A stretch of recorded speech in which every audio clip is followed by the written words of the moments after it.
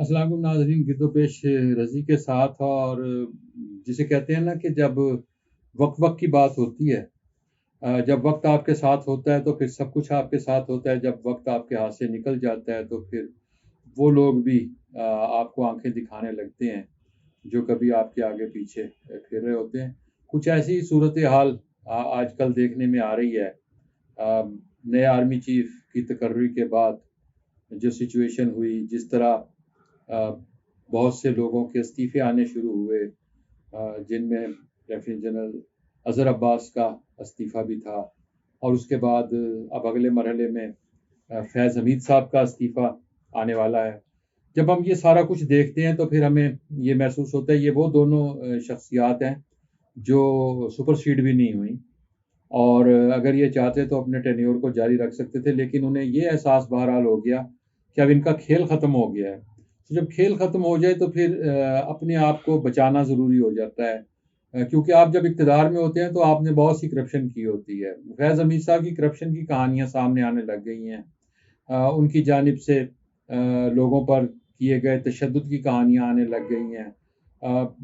जिन लोगों पर उन्होंने तशद्दुद किया, जिन लोगों को उन्होंने इबरत का निशान बनाने की कोशिश की, जिन लोगों पर उन्होंने ज़िंदगी तंग की, उनमें सहाफ़ी भी थे, उनमें आम सियासी कारकुन भी थे। क्योंकि जब आप किसी ओहदे पर होते हैं तो फिर आप अपने आप को बहुत ताकतवर समझ रहे होते हैं, और ताकत आपके ओहदे के साथ ही होती है। और ये खेल हमने परवेज़ मुशर्रफ साहब के दौरे हुकूमत में भी देखा था।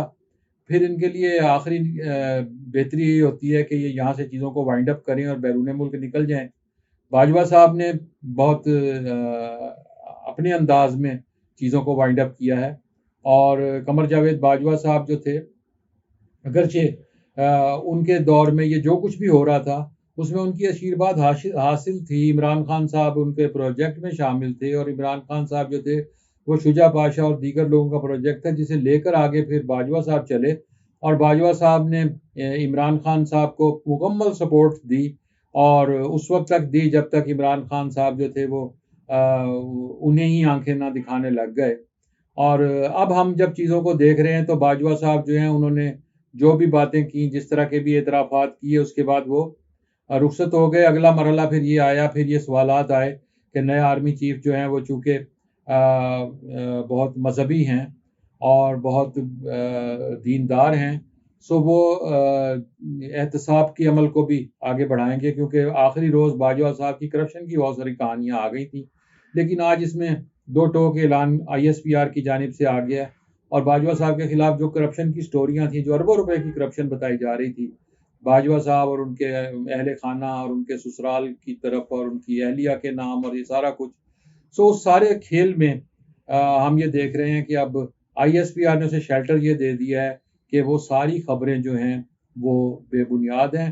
अलबत्ता ये खबरें जिन सहाफ़ियों ने डिग आउट की थी, अहमद नूरानी साहब और दीगर ने, उन्होंने कहा कि हमने ISPR से जब राब्ते की कोशिश की थी, ISPR की जानिब से ये भी कहा गया कि हमारा वर्शन ही लिया गया, लेकिन उन्होंने कहा कि हमने जब राब्ते की कोशिश की थी तो ISPR ने हमें जवाब देने से इनकार कर दिया था। सर खैर, ये खेल हैं और ये वक्त वक्त के खेल होते हैं।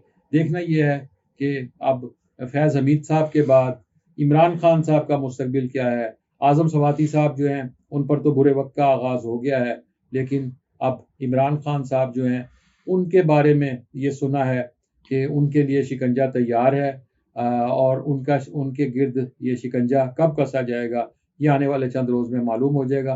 नाज़रीन इकराम, गिरदो पेश रज़ी के साथ चैनल को सब्सक्राइब करें, बेल आइकन को क्लिक करें। नई वीडियो के साथ मिलेंगे। खुदा हाफिज़।